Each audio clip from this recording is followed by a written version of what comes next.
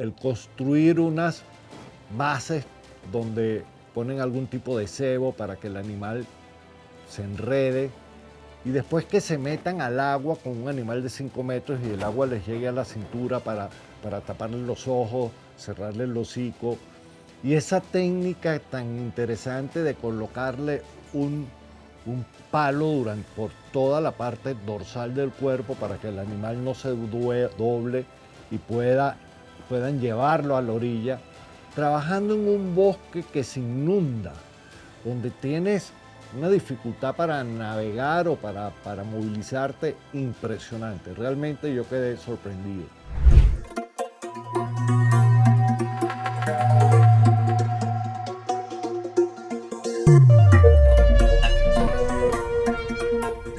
Bienvenidos, estimados seguidores de Cocodrilos del Mundo por el canal de YouTube de Río Verde.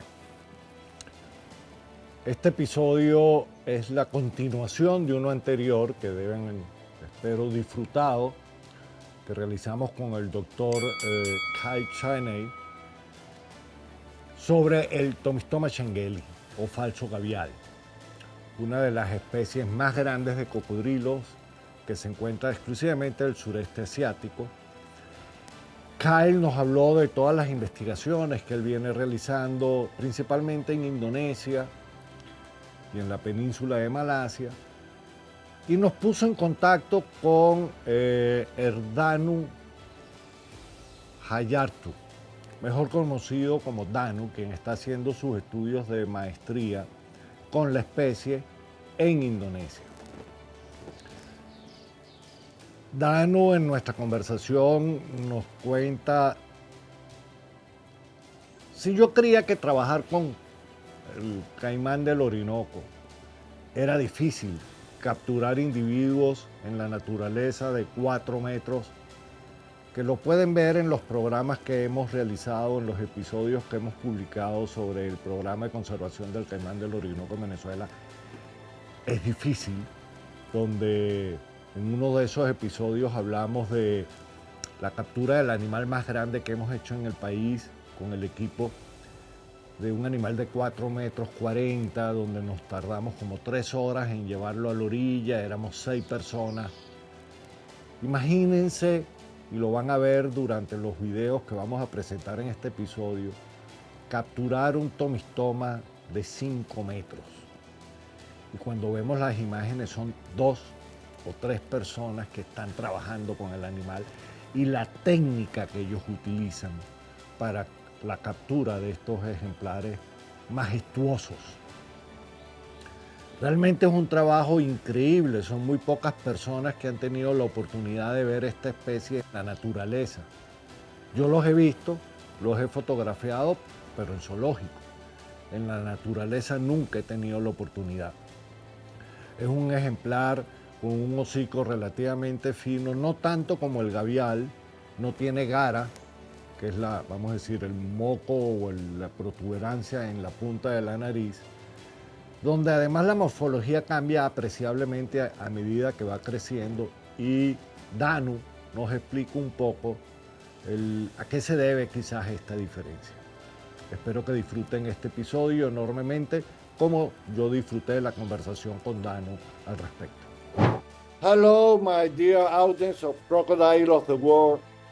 In this opportunity, I have the honor to meet Herdhanu Jayanto. I hope to say the name well. No problem. He's coming Indonesia. He has a master's degree in natural science. He studied in New Mexico, US. And he are in charge of an incredible work to conservation program with Tomistoma in Indonesia. And we'll be talking today about his work that is one of the more critical endangered species of crocodiles around the world, but not many people study this species in the wild. The population are very reduced around the distribution area. Probably all the people remember the last episode with Kyle Shane that he talked about the big project. And in this moment, we'll be talk about what happened in Indonesia that Danu will be explained to us. Welcome, Danu. And talk about your project in Indonesia. Okay. Hi, everyone. Thank you, Alvaro, for inviting me here. Happy to be here. Really appreciate your program here. Amazing that introducing many crocodiles from around the world. So our work with the Tomistoma is quite simple. So we want to establish small steps in Tomistoma conservation that supported by sound science. That's why we started our work in Berbakti Sembilang National Park. That is one of the national park in the Sumatra Island part of Indonesia. It's a quite important site because historically there's a lot of wildfire there, and then it contains a lot of carbons, and also being the place for the last stronghold population of the Tomistoma in Sumatra, let alone in the world together, including with the Dr. Kyle Shenny, and then with the support of many people there. So we started to track the crocodiles using the GPS tags, and then trying to figure out where they move, and then which habitat and area are important for the species, and hopefully we can get insight and strategize the conservation action that informed by this our data. So I think that's for the introduction. Yeah, and exactly in this national park is what are you doing there? You estimate the how many individuals are, or what are you doing exactly? Because we understand that design strategies for conservation of the species, but you have to know how many individuals are in the area, no? Yeah. That's very basic information that we need.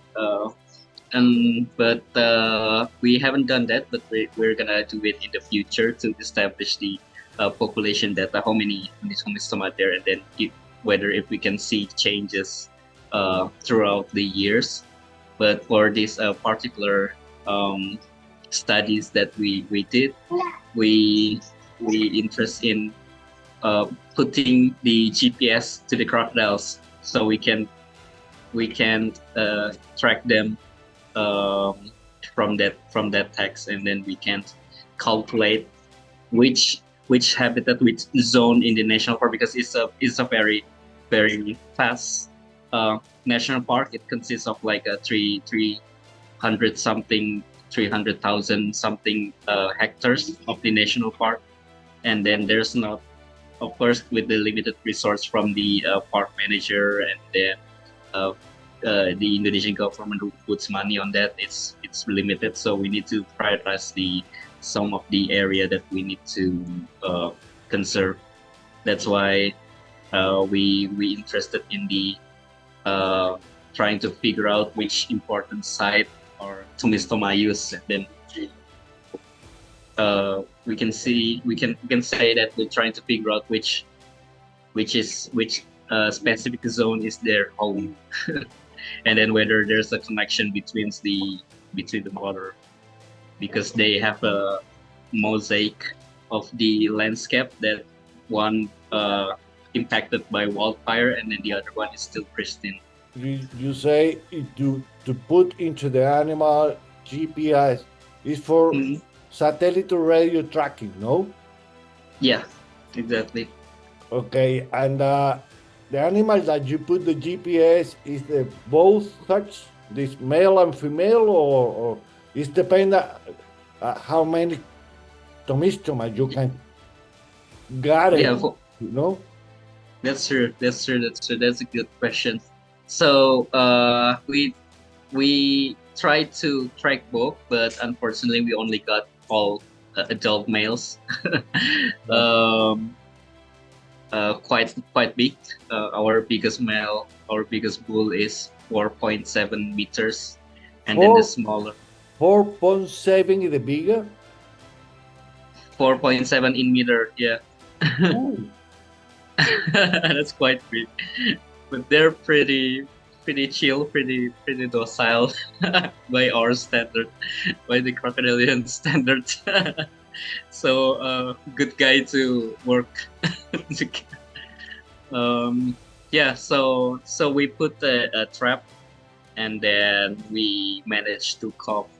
For now, we have 5 crocodiles that we track, all adult male, with size more than 3.9. With the biggest one, it's 4.7.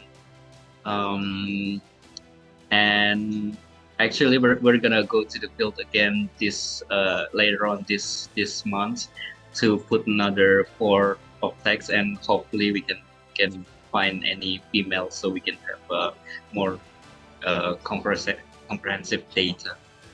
And So- what is the reason that you only can catch a male? Is because the population is small, or the river are a small river, too difficult to navigate or drive into the river, or what? Because, and also I work with Orinoco crocodiles, and the bigger that we capture is 4.4 meters, and we need 6 people to put out the river, 2 hours. Wow. I think, I don't know.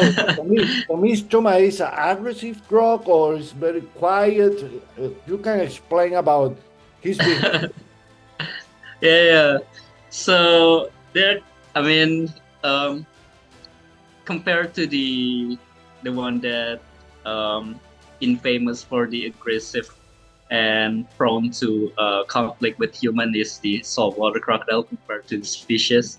The saltwater crocodile also live in the Berbak, FYI, and compared to that, Tomistoma is quite chill, quite to work on. So we have our local champion, our local guide in the field, our most important person named Pak Dekasno. Maybe Dr. Kyle mentioned this name several times because this guy is really important. So he's the one that designed the trap. It's a modification of the traditional trap from the Dayak tribe in Kalimantan, Indonesia, and the catch itself is opportunistically. So we only trying to capture the Tomistoma with the size up more than 3 meters. So whether it's male or female, but in our case we just caught male. And then when it caught, it struggled quite a bit. So we have some footage from the camera traps that they struggle, but most of the time they're chill. And then when we usually work on the early morning to process the crocodile, and then they don't really fight back really hard to us. So after we immobilize them with the ropes and ties and all the knots, there we just when it's transported to the land, our work is quite efficient because they're pretty shy, pretty docile. Yeah. Your question about the why it's only male that we caught, that's a very good question. That also question our question in the field. Why we're only caught males? We don't know, but we don't know the definitive answer. But our hypothesis is that because when we went to the field, it's usually summertime. In June and July, that's the time when the hatchling season already started for a couple of weeks. So our hypothesis is usually female have they tend to the hatchlings, right? Most of the crocodiles, so they guarding their child, and then they're not moving around or foraging, finding food more often compared to the males. That's why probably we have a lot of males more active on that time compared to the female Tomistoma. So that's not only our hypothesis. Okay, but in this time you have the opportunity to see few hatchling in the file, or Yeah, we met few hatchling, and also we found at least 2 nests that have fresh hatch on the not fresh, but we just found nests on the site, but we never had the adult female. And part of your work also is with the hatchling, or you don't do it anything with during the nesting season? Can you say it again? Sorry. If part of your work in the file is working with the hatchlings, or you don't do anything with the hatchling at the moment? Oh, we don't do the hatchling. For example, artificial incubation, or I don't know, raising the animals. No, we're not working at it at the moment. Again, we are really on the early stage of this Tomistoma work, trying to be consistent and working until make it more sustainable in the future, so it could continuously happen. So it's really early for our projects and program. But in the future, we will start with the population monitoring, and then see the demographics of these population, how many hatchlings, how many juvenile, how many individuals that are in adult phase. Yes, because I remember that for Tomistoma, the information around the distribution area is very small or reduced, and the idea of your work is obtain the initial, the basic information about biology, ecology, distribution, and behavior. Because when you use the GPS methodology, you can know where he moved it in the river, or what are the special micro habitat that they use. Yeah, we were glad that Tomistoma have global attention since 90s, I think, from Koch's work and Bezuijen work from the crocodile specialist group. But until now, the works are very scarce, and then not a lot of people doing it consistently, usually only for the like a one-shot project, or people do it voluntary, and then not many Indonesian people have a chance to work with this species. So that's why we wanted to just start slow, start small with the baby step, to have a long-term shot on the project, so we can make an impact on this particular stormcloud population in the Berbab 9 National Park. Yeah, okay. And who support the project in Indonesia? Is supported only by the New Mexico University, or you have another sponsors, or like NGOs or government? Yeah, so we were supported by the IUCN Crocodile Specialist Group. They get the funding from the several zoos. Thank you for the zoos supporting our projects. And also from the Berbab 9 National Park office itself. It's very supportive for this work with their started the project, and then the involvement of the Dr. Sergio Balaguer Reina from the University of Florida also helped, and then also, of course, the Indonesian counterpart from Dr. Amir Hamidi also. And yeah, there's a lot of people that involved in this project and contributing, whether in-kind support and any support. It's very interesting, because you named it Balaguer Reina. He's a Colombian guy that works in Florida University, especially in the croc dogs. You say it's a national park. In South America, for example, many of the national park, the people living inside the national park. Is the same situation in Indonesia, and what is the relationship or the interaction between the Tomistoma and the people that living in the area that you work? Yeah. So generally in Indonesia, yes, the short answer is yes. There's a lot of villages that inside in the national park, and there's a lot of villages that older than the national park itself. So villages exist before the national park. For in our side in Berbak Sembilan National Park, there's several villages that inside the park and also in the buffer, the adjacent of on the park itself, and most of the village in context of this national park located on the coastal area of the park. So they mostly interacted with the saltwater crocodile rather than the Tomistoma. But the only people that interact with these Tomistoma is only the traditional fishermen that usually when they're trying to harvest the fish, they need to spend couple of nights or even weeks in the part of the river at the middle section or in the upper stream.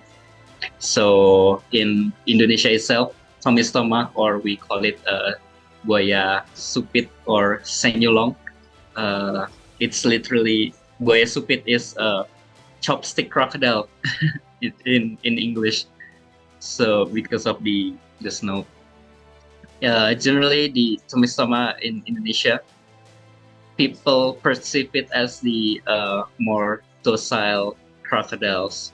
So they're quite friendly, and most of the fishermen, including in Berbak, happy to be around with these crocodiles. So some people maybe still fear, but more like cautions rather than like a fear of the predator. And some of the people are quite good in terms of the coexisting with this species. There's small conflicts happen, of course, like only they sometimes Tomistoma damage their fish trap. But most of the time, people perceive it as a docile species, so they're happy to be around with these Tomistoma traditionally. But things are changing right now because of the reduce of the habitat for this deformation, all the fauna and the deformation. And then I think Dr. Kyle with Brandon Seitlou has a paper that demonstrates that there's a trend of the increase of the Tomistoma attack throughout the years. So yeah, a lot of things going on. But generally, people still perceive it as a docile crocodile. Even some of the fishermen are this is not can be good or bad example, but they feed on this crocodile and then they let the Tomistoma just hanging on the their raft inside the fishing ground. Two questions about your talk.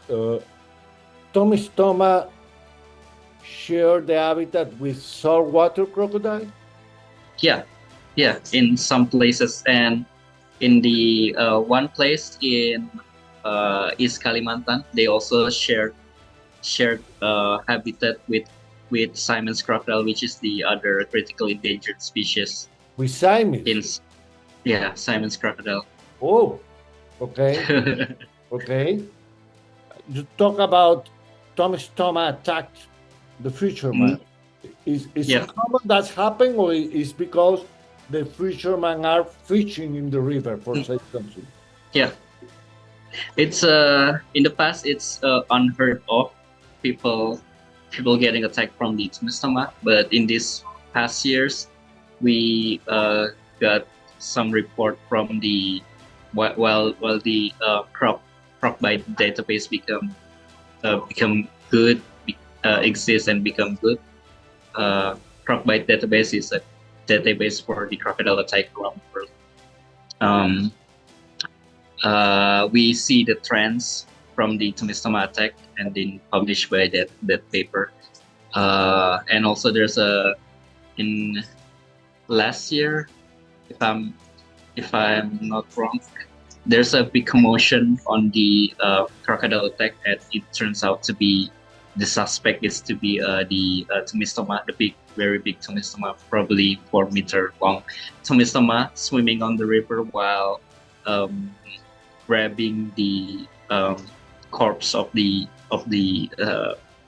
kid, and then people, when there's attacks like that to the people, and then people just jump into conclusion that this Tomistoma is the one that being the primary cause of these the kid being drowned or something else, or like a direct attack from the Tomistoma, while it can be probably just Tomistoma just grab the corpse by chance because they see wood or corpse as a food, but not necessarily the Tomistoma that did the attack first.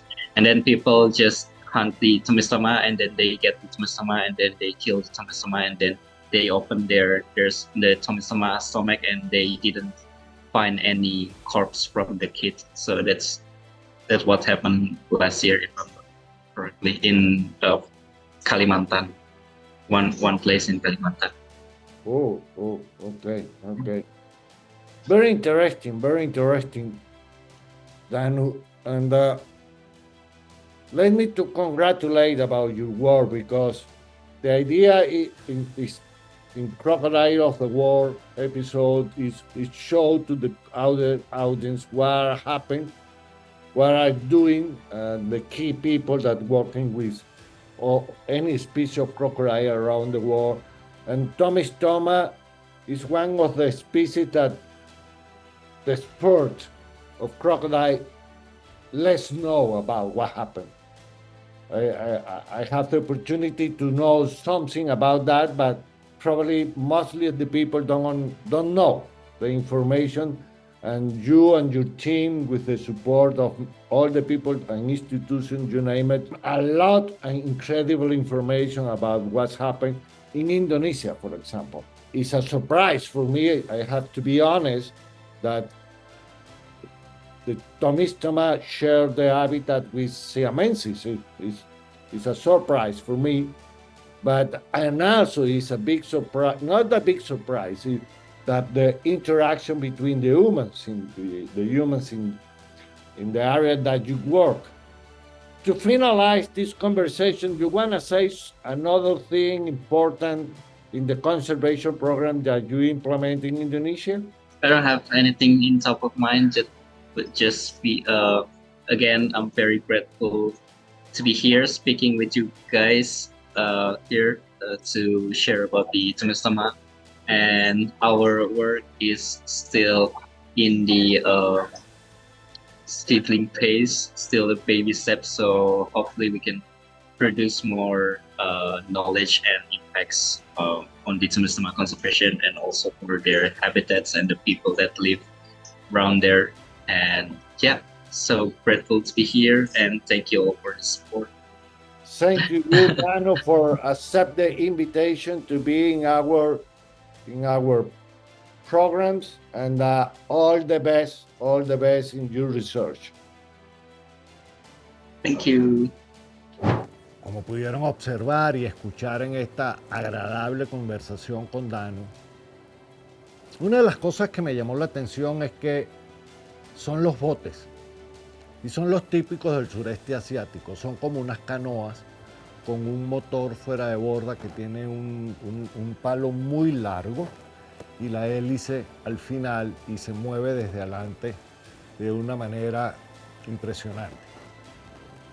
Las técnicas, como comenté al principio, de captura, o sea, el construir unas bases donde ponen algún tipo de cebo para que el animal se enrede y después que se metan al agua con un animal de 5 metros y el agua les llegue a la cintura para taparle los ojos, cerrarle el hocico.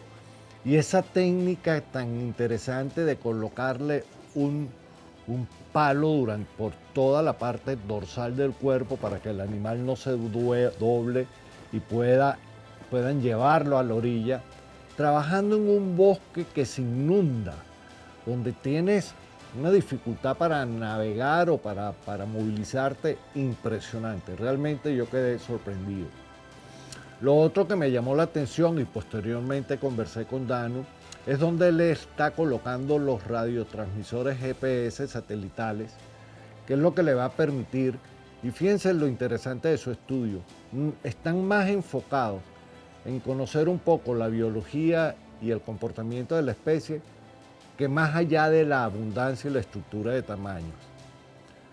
En un futuro, como nos comentó, quieren trabajar más con lo que sería colecta de nidadas, identificación de sitios de nidadas, que debe ser sumamente difícil trabajar en una área boscosa inundable.